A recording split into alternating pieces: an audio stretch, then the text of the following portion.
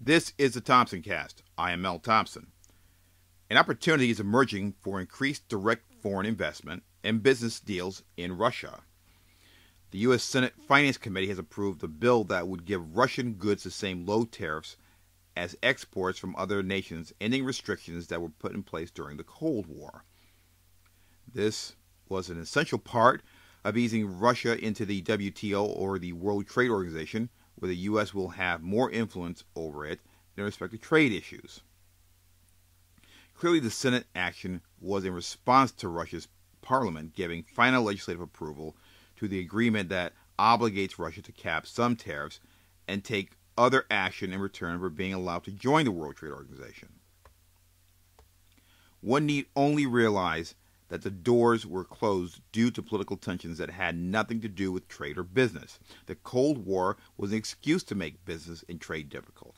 Its aftermath saw Russian nationalism as the next best barrier to trade and business. These two political moves and the current WTO membership of Russia closes both these chapters in the book of political risk, but leaves others still open and unfinished.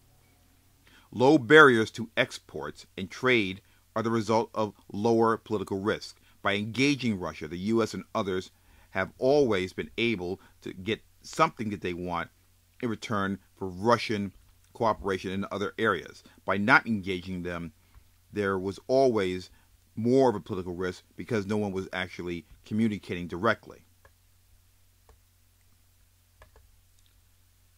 Russia sought out WTO membership and made the moves to ensure that it would get in.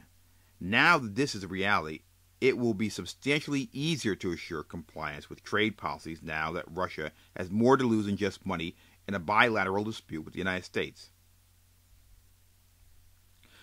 Because there is another element to this, an element that involves multi-nation trade and a prospect of conversation, there's a much lower political risk.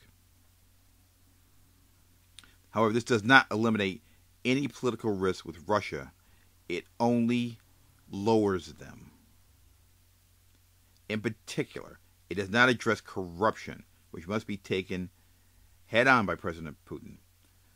However, to do so, he would weaken his political base, which is full of those who have become wealthy by engaging in businesses and certain deals that would get them arrested in any other place in the world, including the United States. Overall, talk is good. It is cheap and it opens doors. The WTO lowers political risk by providing a framework for dispute resolution over trade issues. Now, issues can be addressed formally at the highest levels of government between Russia and the United States. This was the Thompson Cast. I am Mel Thompson.